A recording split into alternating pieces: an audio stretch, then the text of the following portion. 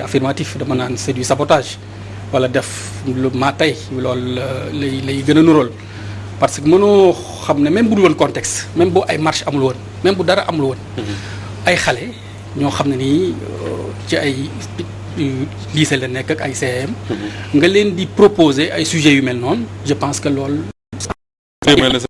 mais Sénégal c'est pas bien parce que ñun dans tous les cas ak nu mu mën di demee mën nanoo jéem a toppandoo tubaab yi mën nanoo jéem a toppandoo lu ñuy def mais du nekk tubaab yi fii moom mënuñoo fexe ba ay ngóor jigéen gars yi accepté ko fii parce que mënul nekk c'est pas possible gars yi mënuñu leen ak du homophobie mais nit ñi suñu société ci boppam moo suñu culture donc boo ko defee même bu dul woon hors contexte bu dul woon contexte bu demee nii loolu warul surtout mais nag bu fekkee contexte bi ñu nekk nii ngay ñëw nit ñi marche ak leneen liñ ci am tout ce qui tourne autour de affaire góor jigéen et puis c'est pas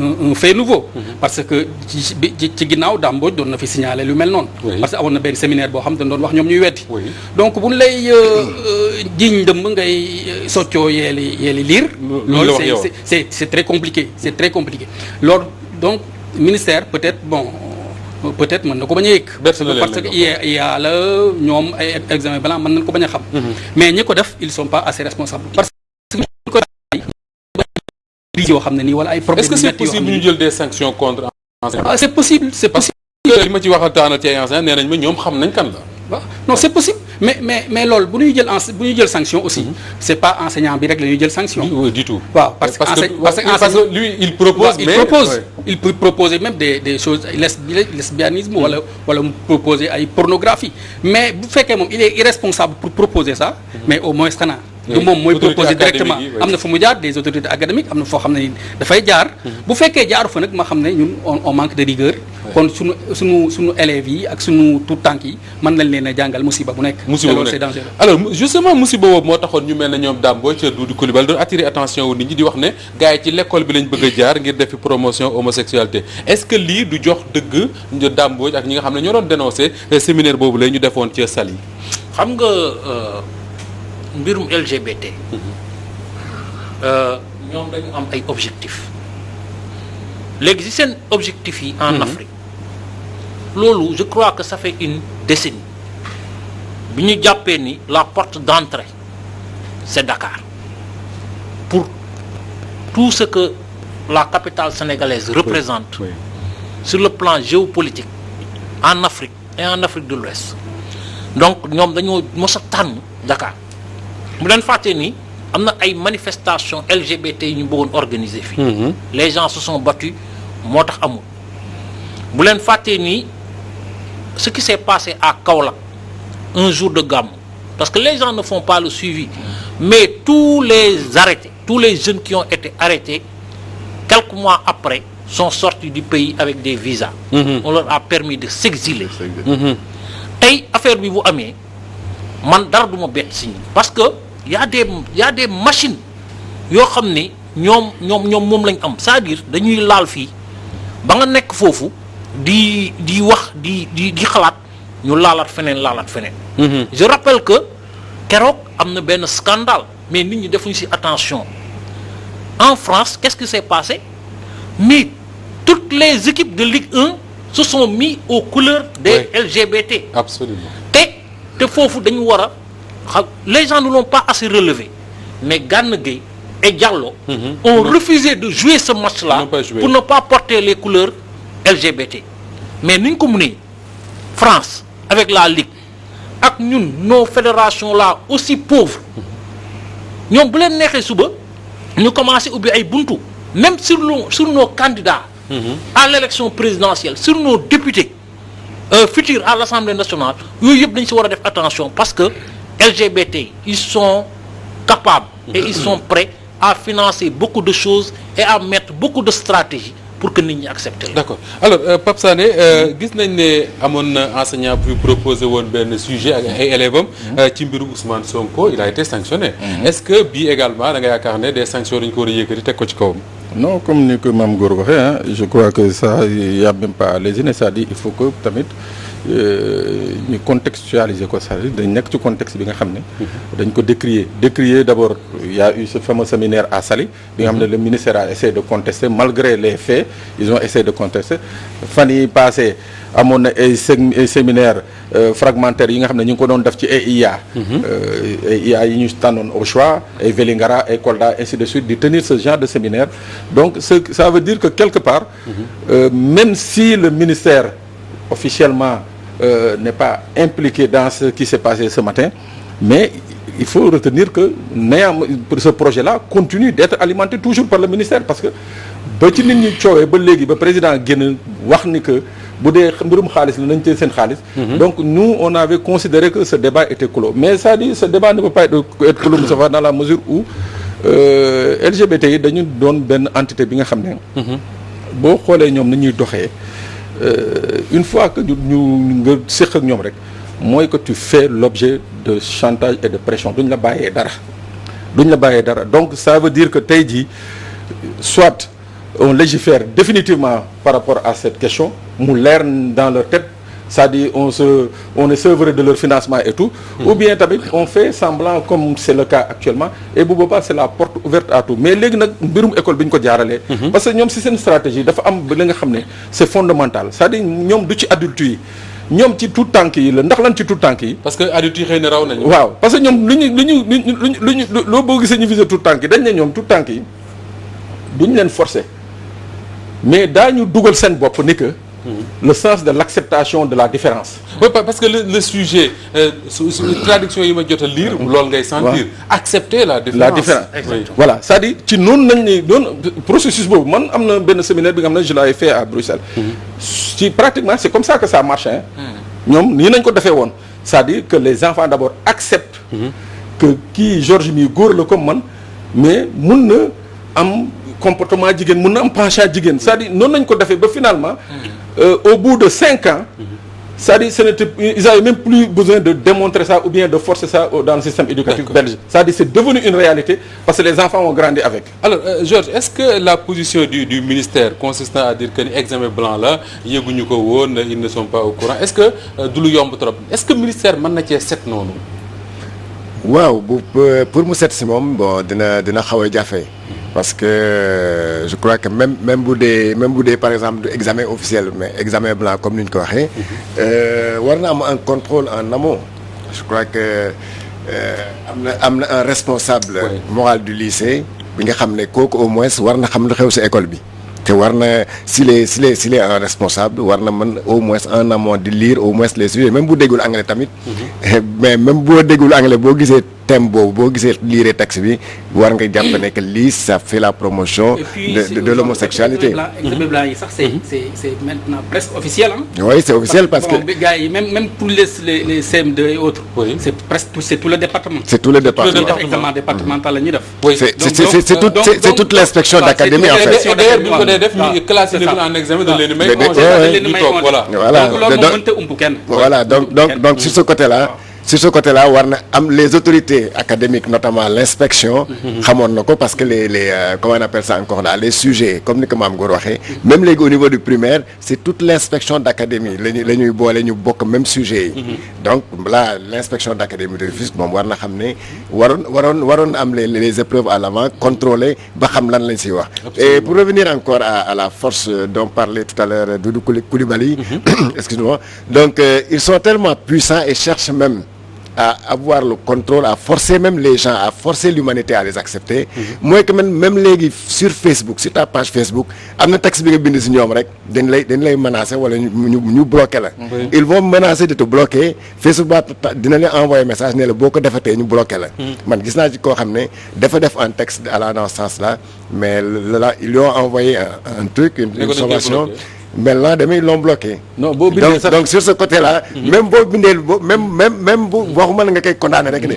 mais nga teg gis nga texte bi tey boo si amoon commentaire yoo xam ne c'est un commentaire un peu radical ak yooyu le lendemain da ngay gis Facebook bloqué la. j'ai vu ñu ne des télévisions comme Walfadjri ak DTV c'est des télévisions enfin qui donnent la parole aux homophobes ñuy ñëw di leen wax lu nekk quoi alors Mame Gor le ministère enfin les autorités académiques certainement de Rufisque ñoom xamoon nañ sujet bi sinon c'est la porte ouverte à tout comme ni nga ko waxee sànq.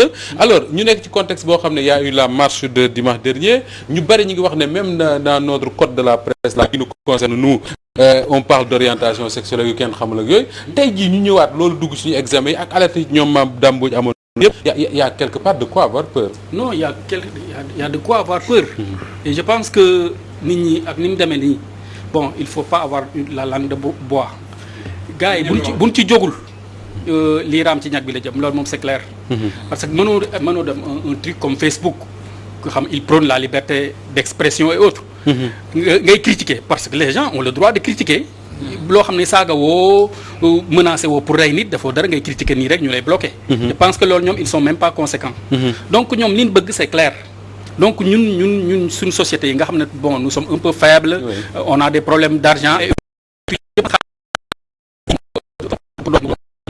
donc liste bi gis na def na communiquer. Il n'a qu'à réagir.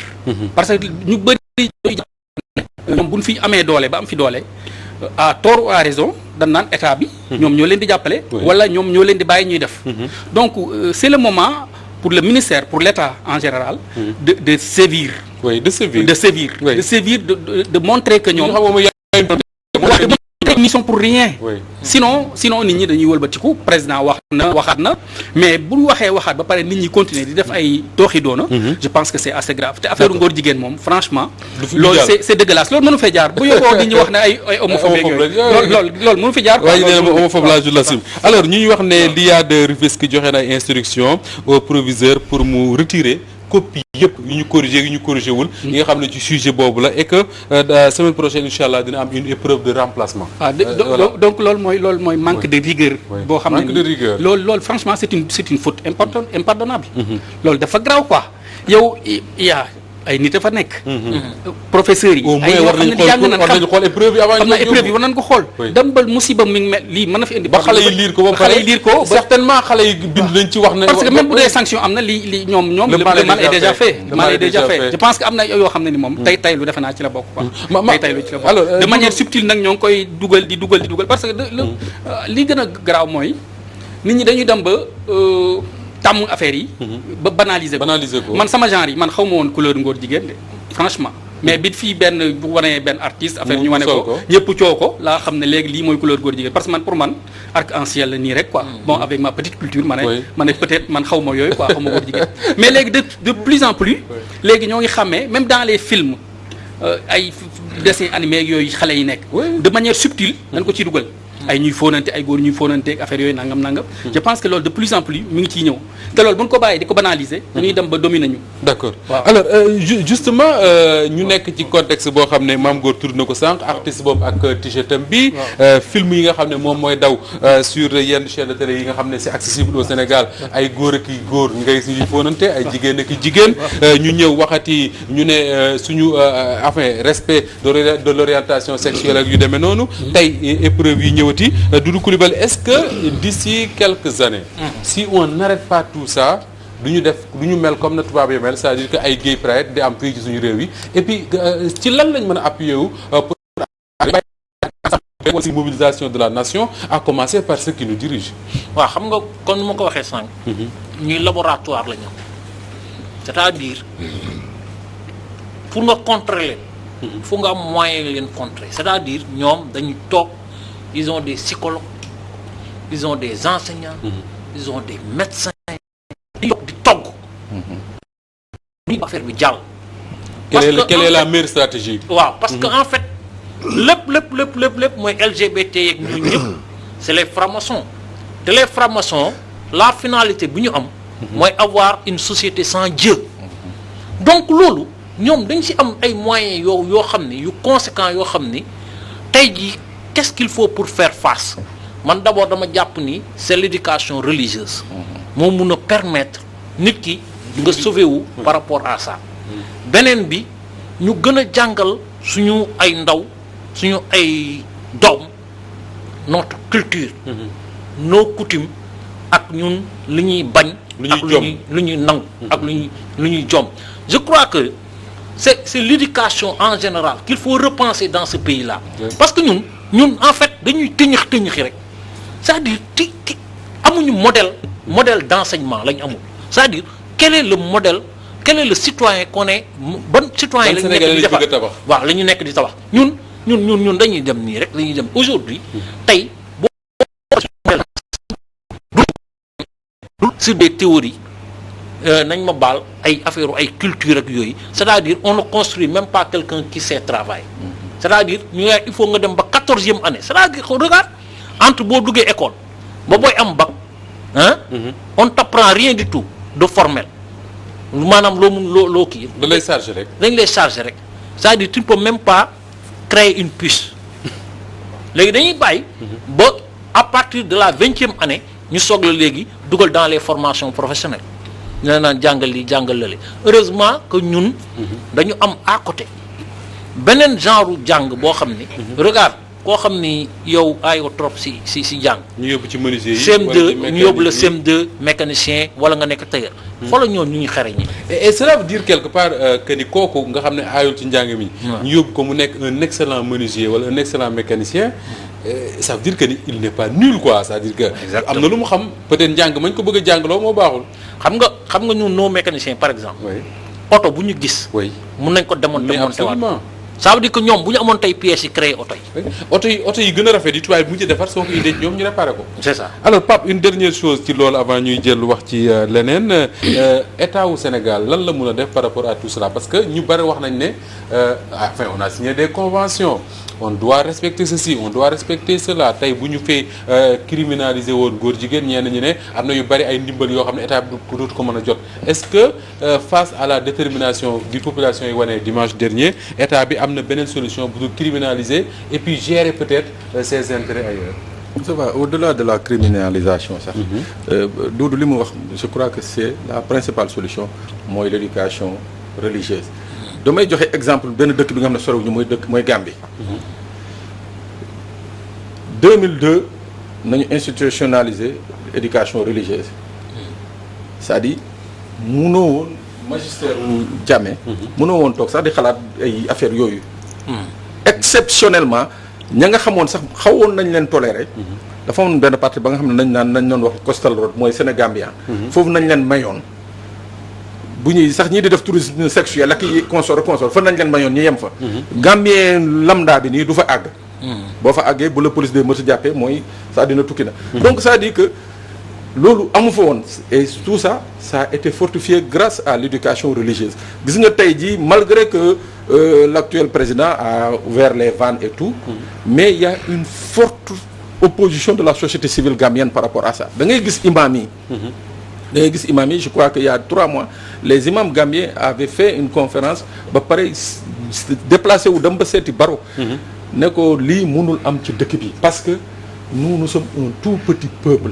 c'est-à-dire góor ñi bëriwuñu bu dee la nga xam ne moo fi nekk ci góor mënatuñu compter ci ñoom pour ñu nekk géniteur. mooy que kon ñun Gambie dañuy c'est un vrai problème. donc c'est un véritable problème mais au-delà pour revenir sur la criminalisation je crois que tey jii le président doit être à l'écoute des Sénégalais. Les conventions dont on parle. Il faut aussi savoir que des fois on a la possibilité de les abroger parce que chaque fois qu'on veut abroger une loi, une convention, on l'a fait. C'est ça. Donc ça dépend de ce que du prétexte. Non, c'est pas un prétexte, ça dépend de ce que le président veut pour son peuple. D'accord. Voilà. Soit il suit son peuple, soit il préfère que ce soit parce que là moom yàgg na wax ne tant que mi ngi fi kenn du légaliser mais nit ñi léegi waxatuñu wax légaliser dañ ko demander criminalisation. Oui mais Moussa Ba même s'il légalise pas tu sais xam nga y a une certaine tolérance bi nga xam ne qui a force de légalisation. Oui. Parce que dafa am benn discours bi nga xam ne daf ko wax France je crois que c'était France 24 mu ne chez nous ils sont libres de faire ce qu'ils veulent personne ne les dérange. Ils ne dérangent personne. Mais kooku c'est une tolérance ba nga xam ne qui a valeur de légalisation. waaw mbir da nga koy bañ wala bañoo ko waaw c'est-à-dire mu leer quoi. mu leer. voilà très bien alors ñu waxtaanee Georges avion présidentiel parce que yaakaaroon nañ ne coow li jeex na mais tey la gën a bëreeti léegi rek may dugg fii wax nañu ma le ministre de l'économie et des finances suma juum la dem na assemblée nationale wax na ci tey nee na avion bi daal bu ñu jàppee njëkk yi nañ wax ne 57 milliards Pape. 57 milliards 447 millions 235 mille. 57 milliards et voilà donc disons soriwul 58 milliards muy ça rejoint un peu li nga xam ne moom la fi doon wax pendant toute cette semaine là moo ne avion bi soriwul 60 milliards de francs CFA au moins tey jox nañ le prix malgré li ñu waxoon ne secret défense la ak nangam ak nangam. waaw mais parce que dañoo xam ne fu mu nekk nii cet argument de secret défense c'est vraiment un argument très léger un argument même politique parce que Sénégal comme ñu ko waxee woon temps yi rek toll nañ foo xam ne kenn mënatul nëbb dara et peut-être que dañu xam ne que parce que moom ministre bi précisé na sax d'ailleurs ça a été budgétisé dans les différentes kii budgétaires nu mu tudd sax la rubrique depuis 2019 2020 ak 2021 d'ailleurs nee na 4,4 milliards yi des juillet lañ koy fay mais loolu wane rek que ne le porte-parole du gouvernement lu mu waxoon keroog naan kenn mënu ko wax kenn mënul joxe le prix de l'avion par secret défense là mais tey joxe nañ ko ils ont été obligés de le donner parce que la clameur le citoyen lambda veut savoir xaalisu réew mi la xaalisu sénégalais yi la sénégalais ñoo soxla xam avion bi ñaata lay jar dégg naa ñu naan non l'avion parce que semaine bi yëpp tey sax dégg naa encore ñuy wax c'est une question de souveraineté avion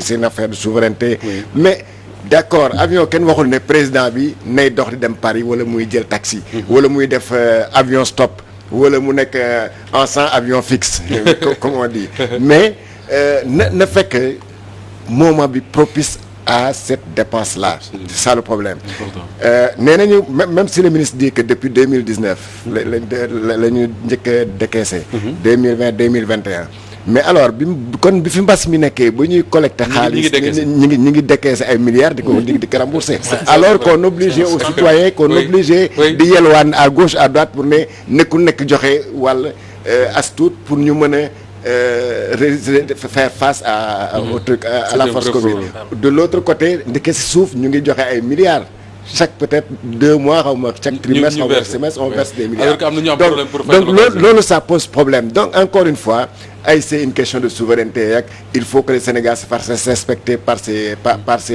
les autres pays là n'est pas le problème question de souveraineté weesuwul nga am nga souveraineté est-ce que weesu na ñun suñu benn ministre benn député bu feebaree sax dem France fay bi lu tax ñoom du ñu ne question de souveraineté war na tax ñu defar suñu hôpitaux yi ba fii benn ministre benn député benn patron dootu fi jógee dem faju ji bitim réew souveraineté foofu la njëkkee souveraineté njëkk tamit nga def école yoo xam ne dootoo soxla sax gars yi di dem di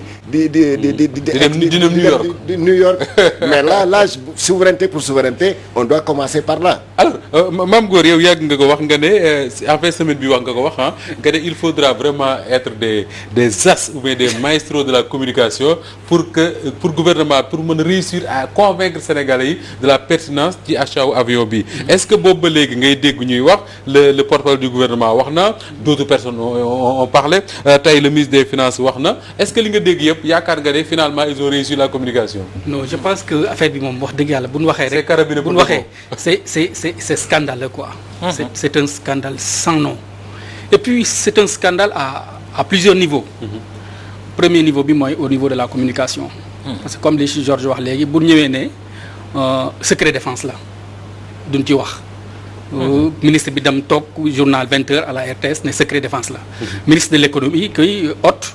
aussi il a dit la même chose hier seulement. ne secret défense la loo xam ne nii ça ne tient pas debout. parce que secret défense avion secret défense foo xam ne ni yow nit ñi boo leen waxul danoo toll monde boo xam ne nii nit ñi boo leen waxul ñu jëm jëli ko. c'est sûr. parce que dañuy dem Airbus mi ngi fii am nañ société c'est une société organisée da ngay dem laaj leen même boo leen laajul mën nga def ay approximation xam à peu près avion bi ñaata lay jar. parce que am na ñu wax 60 milliards. am na ñu wax sax 100 milliards.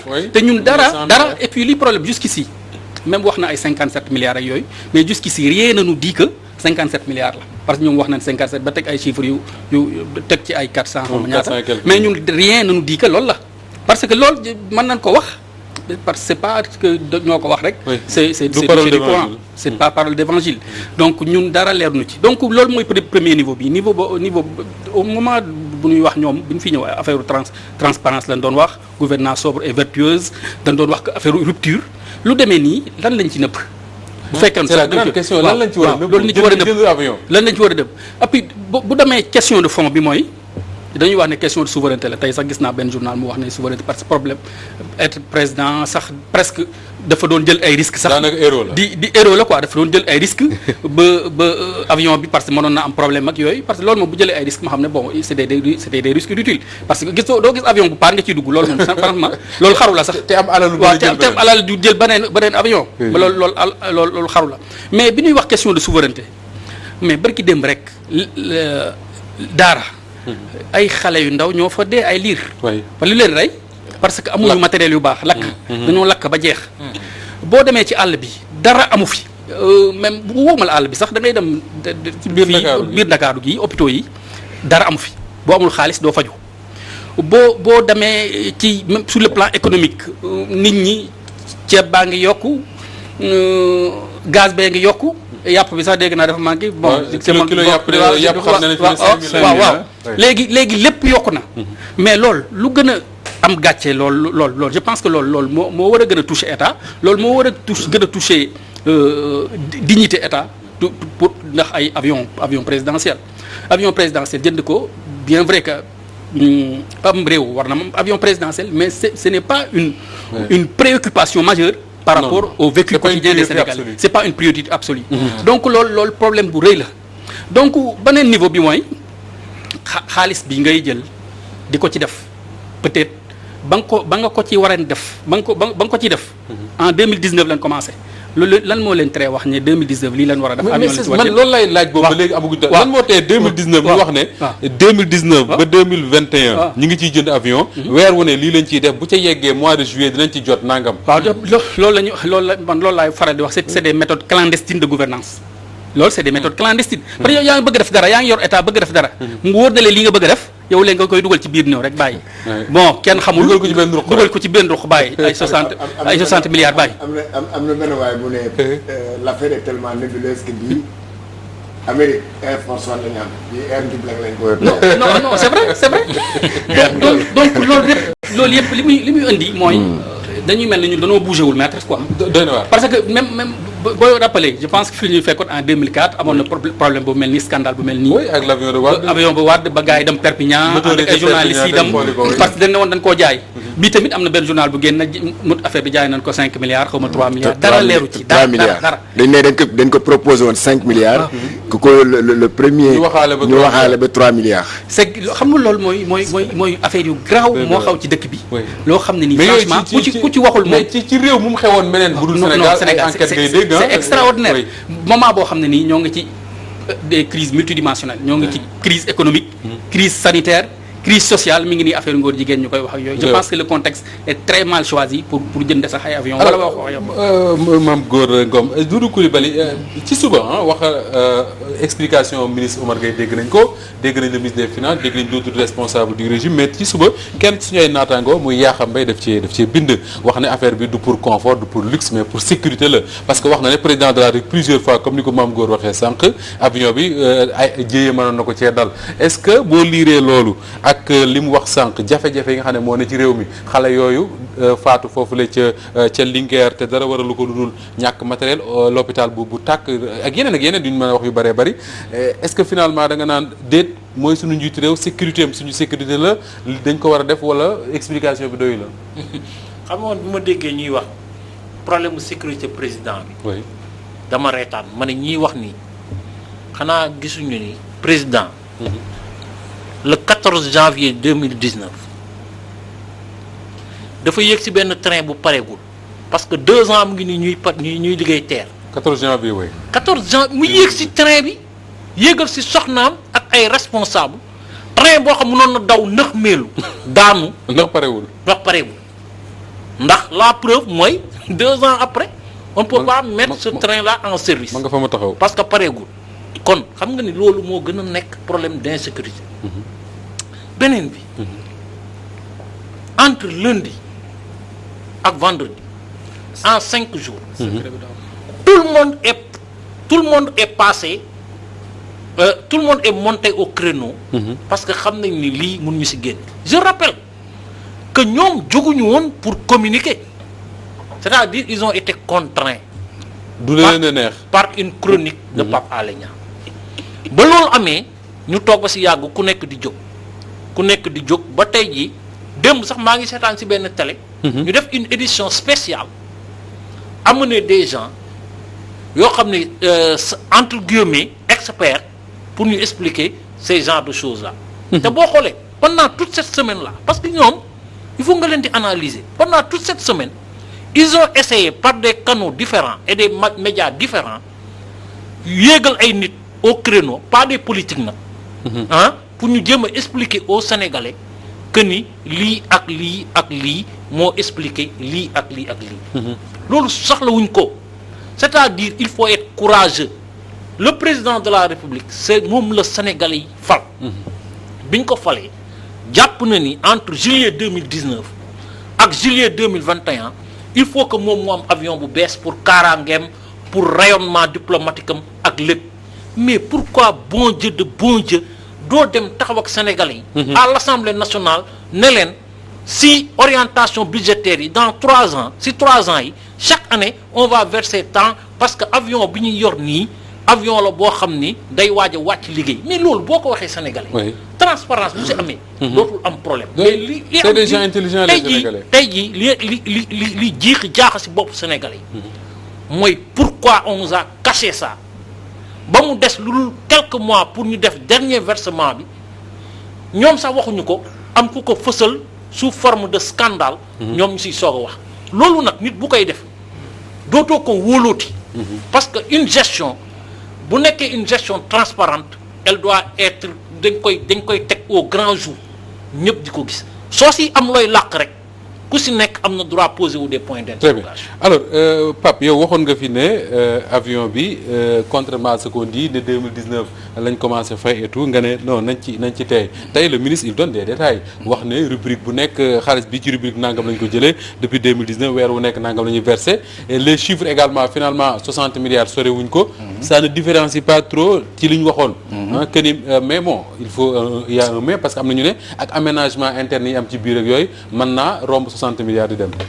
Oui, mais Moussa, c'est-à-dire je dis encore une fois il faut que tamit des fois ñi nga xam ne ñoo ñu jiite. qu'ils prennent un peu sur eux jox ñu tuuti cër quoi parce que comme ni ko Doudou waxee. tey dafa yomb c'est-à-dire même boo demoon ñu wax la sax soo jëlee sa téléphone dugg da nga am information boo bëgg a am. prix plancher. mooy fa nga gën a tuuti mooy bi nga gën a tuuti. bi nga xam ne mënul ñàkk. Airbus A320 Neo. 58 milliards la. c'est-à-dire kooku mooy lu mënul ñàkk. ñoom ñu ngi 57 400 donc sore wuñ ko quoi 600 millions de différence. mooy lu mënul ñàkk mais c'est-à-dire léegi boo dee prix plancher boobu. mais am na ci ay gymnastique yi nga xam ne parce que booy jënd avion bokkul ni comme nii nga jóg dem ci parking bi ne da ngay jëndi oto.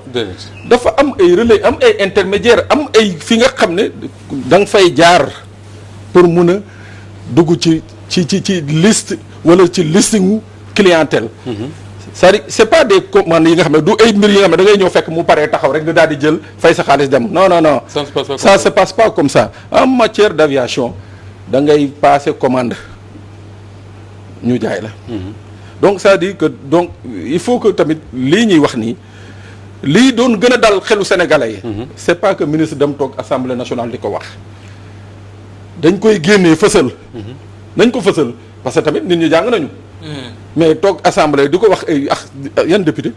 di leen xamal ni que depuis 2019 ñu ngi koy député yi amuñu sax. justement maam góor man loolu laa comprendre li Pape Sane di wax ni c'est-à-dire que assemblée da dem pour expliquer wu. xaalis boobu ne assemblée lañ ko voté. donc assemblée normalement député yi waroon nañoo xam depuis 2019. que ne li ñuy voté am na ci lu ciy génn ñu koy def ci benn avion. loolu mooy problème bi mooy dañu waroon tàggu. mais tàggu ñu dañoo yëgal. dañoo def seen i mbir ba pare.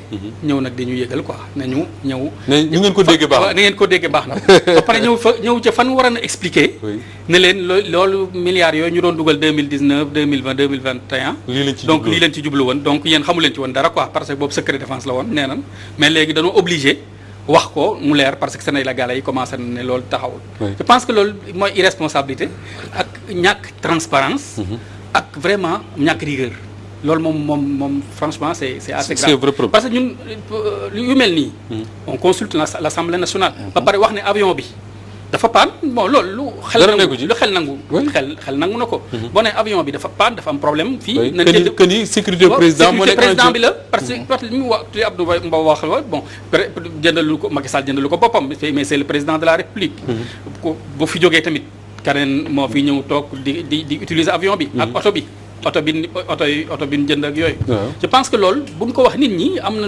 nit ay nit leen boo leen waxoon ne leen avion bi dafa am problème lu yenu maanaam ku ko dégg xam ko donc assemblée nationale fii rek lañ fi débattre ci yu am importance yi parce que ñoom ñoo fi toogal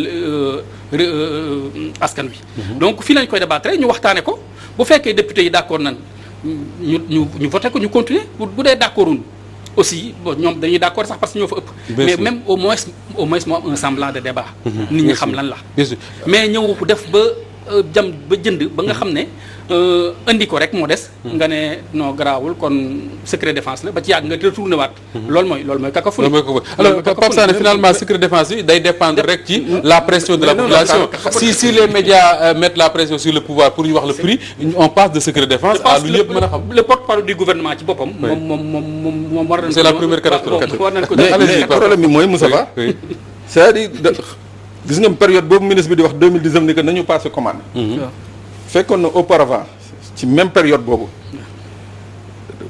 Sénégal dafa njëkk passé commande en 2013 ay patrouilleurs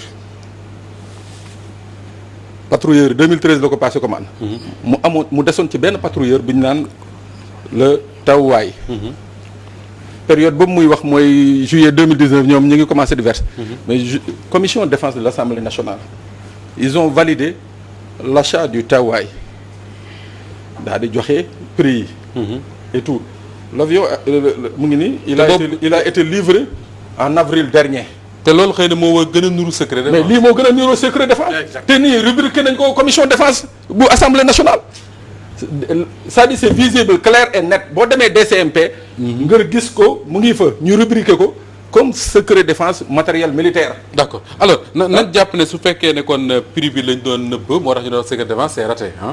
on est d'accord sur ça parce que léegi finalement ñun ñëpp même si Mame Gor nee na dara wóoruñu ci li ñuy wax dëgg la mais au moins jox nañ ñu des indices que 57 milliards la coûté. alors li ñu desee ci temps bariwul ñu waxtaan rapidement événement yi fi xewoon Georges février mars 2021 ak mémorandum bi nga xam ne MDD moo ko génne finalement c'est mémorandum contre mémorandum ah. kii wax jëm fii kii wax jëm fële. mooy la guerre des mémorandums.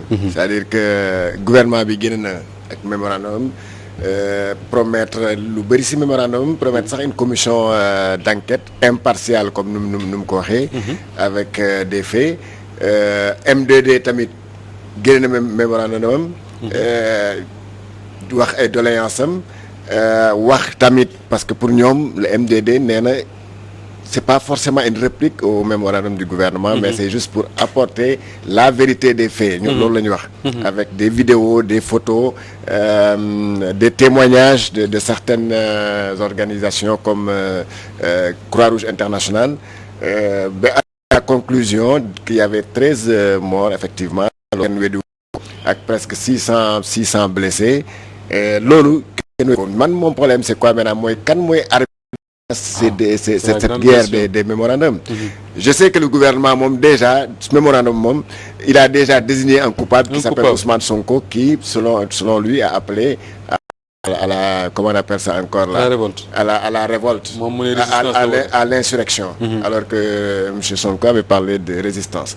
Alors si biir le ministre de la justice mu demee conférence face au gouvernement moo livré la teneur du mémorandum du gouvernement. Il avait déjà désigné Ousmane Sonko yàggul dara le ministre de la justice à son tour l'événement est passé mu dem son premier meeting fële à Matam waxoon na ko taxé Ousmane Sonko de salafiste qui veut marcher sur des cadavres pour prendre le pouvoir. Le président de la République à Diamniadio bu muy rencontrer jeunes yi. Son discours n'a pas varié. boo ko dégloo rek xam nga ne kii fu mu jëm nee na li xewoon. ay jeunes di attaquer ay nit di attaquer ay casernes loolu dootu fi amati. Ça c'est très clair kon loolu ça rejoint rek le mémorandum du gouvernement mais je crois que c'est l'opinion nationale maintenant qui doit se faire une idée une religion sur ce qui s'est passé te loolu sénégalais boo laaj. am na lu mu ko gisee am na nu mu ko gisee. soxlawul sax muy lire mémorandum parce que nit ñi li xewoon ñëpp gis nañ ko. même les petits enfants là yoo xam ne ils sont au CM2 xam nañ lu xew mën nañ la wax ne lii fi xew c'est parti d'un complot boobu moo jur li fi xew yëpp bi ñu yegg si fii. Jamais dans l'histoire politique du Sénégal le Sénégal notre pays n'a approché la catastrophe à partir d'un simple fait divers. de viol. ñu koy xëcc ba mu devenir une affaire d'État. Donc loolu moom liñ si mën a wax tamit conclusion bu ñu mën a indi bu ñu demee rek. lu sokke mbir mi loolu mënuñ ko si bàyyi te boobu le camp présidentiel la mouvance présidentielle am na si une grande part de responsabilité buñ ko gérer woon comme dans une démocratie normale sans chercher ak sérénité sans chercher à écraser un adversaire politique bi nga xam ne da nga ne tu le cherchais pendant longtemps ne kii nag je tiens devant moi l'occasion rêvée pour lui fermer définitivement la bouche l'écraser ba génnee ko sax totalement de ses ambitions parce que c'est apparemment on ne sait pas encore. Ousmane Sonko est sous contrôle judiciaire. kenn xamagul fu muy. ba xam dina présenter waat élection yi. Justement alors Mame Gor ku mel ne Alioune Tine par exemple daf ne en 2011 il y a eu de la violence au Sénégal il y a eu mort d'homme on n'a pas tiré les leçons 2021 on a la même chose il dit que si jamais mu am une troisième crise comme ça le Sénégal risque de le payer très très très cher est-ce que il n'appartient pas à la justice sénégalaise de traiter ce dossier-là ak sérénité pour que ñu dépasser ko dem ci leneen tout en sachant que ni ñi faat ay nit il y a des sanctions yu war a dal seen kaw. waaw loolu day dans un monde normal dans une démocratie normale affaire bi noonu la war a demee parce que lii comme ni ko Alioune Tine waxee du lu bees quoi ce n'est pas inédit. Même si crise bi mars bi moom c'était une crise inédite. Parce que 68 sax ci borom xam-xam yi boo demee ci histoire naa 68 sax. li fi am nii amu fi woon. violence bu mel nii amul fi woon 68. avec ni mu une violence aussi massive Dakar ba ci région yeeg yeneen defe naa loolu violence boobu amul woon. léegi problème bi mooy Mamadou Diop. ci place de l'Obélisque lañ ko reyee. oui mais Mamadou Diop dañ ne opposition ñoo ko rey. mais bi ñuy topp dañu topp état bi. parce que ñoo ko rey gars yi fekk génnewuñ fi force occulte yi. ñuy wax. wala les forces étrangères. wala rebelles yi. foofu génnewuñ ko ne rebelle bi mi ngi nii moo mas a rey. ñu xam ne état bi ñoom ñooy responsable. parce que ñoom bi ñu waxee dañ ne c'est des forces occultes. ñii ne ay rebelles ñii ne ay mbër.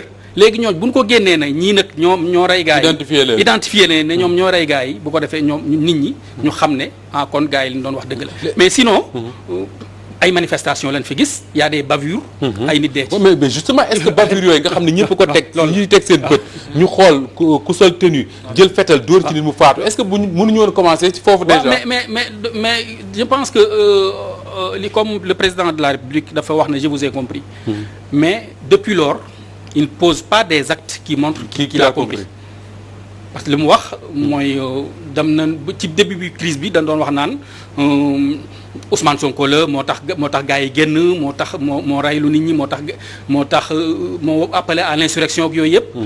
ñu dem ba ci biir changer méthode ne non du Ousmane Sonko crise économique bi la. xale yi dañoo xiif loo tax dañoo génn. nangam donc amuñu liggéey loo tax ñu kii. donc ñoom ba fii ñu toll ñii. amuñu une lecture claire des choses. amuñu une lecture claire des choses te bu fekk amoo une lecture claire des choses. doo ko def parce que am na yoo xam ne nii. am na actes yoo xam ne nii il faut nga poser ko président warul am amour propre wala orgueil pour poser yenn actes yi. parce que am na ñoo xam ne nii bu ñu génnee xaw ma bu leen ko waxloowul à moins que mu waxloo leen ko le ministre de l'intérieur mënul génn ne nous sommes envahis par une force. des forces occultes. le ministre des affaires étrangères dem ay France 24 ne moom aussi. c'est des forces étrangères yu ñëw Sénégal et puis elle l'a dit avec force avec beaucoup de conviction. Ministre de la justice wax même chose élément de langage yooyu moom la ñoom ñëpp moom lañ commencé waaw donc bu dee def noonu loolu te ba léegi nii gisuñu fi force occulte gisuñu fi ay rebelles yi ne wax ne ñoo fi ñëw donc ñi fi dee ay bavures policières la comme la rayoon Mamadou Diop te Mamadou Diop ban ko Ñu ne oto moo jaar la ci ko rayen kawam. moo tax moo indi sax ba commissaire Arona Oui. waroon a dem Nations Unies demul ak loolu yëpp donc c'est une répétition de l'histoire Exactement. et puis c'est une tragédie. Alors il nous reste 2 petites minutes parce que journal bi dab nañu malheureusement Doudou mais finalement cette affaire là booy déglu mémorandum comme dit Georges mémorandum contre mémorandum ñu bari naan kan mooy arbitré finalement da nga naan bu ñu deful nag duñ mës a xam li xew à part li ñu gisal suñ bopp comme dit Georges que chaque Sénégalais gis nga am na en tout cas du état bi moo koy rek moo koy leeral. xam nga pour la manifestation de la vérité ak pour les générations futures malheureusement Sénégal moom benn affaire day jaar rek ñu taf ko yëngal rek dem suñu yoon quoi mais si amoon un état responsable dañu war a jàngat qu'est-ce qui s'est réellement passé, pourquoi à un moment donné il y a eu des gens présentés comme des nervis qui étaient à côté des policiers. Oui. xam nga un policier, un lieutenant de police, il ne travaille qu'avec des gens qu'il peut maîtriser wala rek ordre jóge fële nan nga mënee di jël ay civils ou bien des nervis yoo xam ni tu ne les maîtrises pas ngay nangu di nekk dans un théâtre d'opération ak ñoom. beneen bi ngeen yeewu suba teel yàpp sénégalais yi yàpp boo xam ne ngeen ne on a été infiltré par des forces étrangères. Et ces forces étrangères se sont dissipées et loolu réer ci nature. kenn xamul. Mais ça veut dire que nous on est dans une insécurité institutionnelle et politique boo xam ni chaque fois des gens peuvent amener des gens au Sénégal ñu semer fi ay troubles génnaat dem seen yoon tranquillement bu dee kon loolu am nañ état de dañuy nax suñu bopp amuñu état. C'est un vrai problème. Ouais. Le dernier mot à Pape Sané. Finalement on ne saura pas la vérité même si ñu bari wax nañ ne enquête yi waru woon jafe parce que comme lépp en direct la woon daanaka ci télévision yi. ñi ngi gis ñiy dàq ñi ngi gis ñiy tiire force occulte yi ñuy wax buñ ko identifié woon coow la mais tant que defuñu loolu on considérera que ni responsabilité état au Sénégal du ci génn. Moussa Fa pour lu gën a noppal sénégalais yi. noppal président de la République. L'inspection générale des services de sécurité bu police. am nañu pouvoir de saisine ubbi enquête. prévôté gendarmerie am nañu pouvoir de saisine. ubbi enquête. ku ci nekk à son niveau de responsabilité. déjà ñu xool police ñii nga xam ne ci dispositif bi ils ont eu à tirer. gendarmerie ñii nga xam ne ci dispositif bi ils ont eu à tirer suñu paree enquêtes yooyu d'abord qui sont d'ordre administratif qui concernent les deux corps.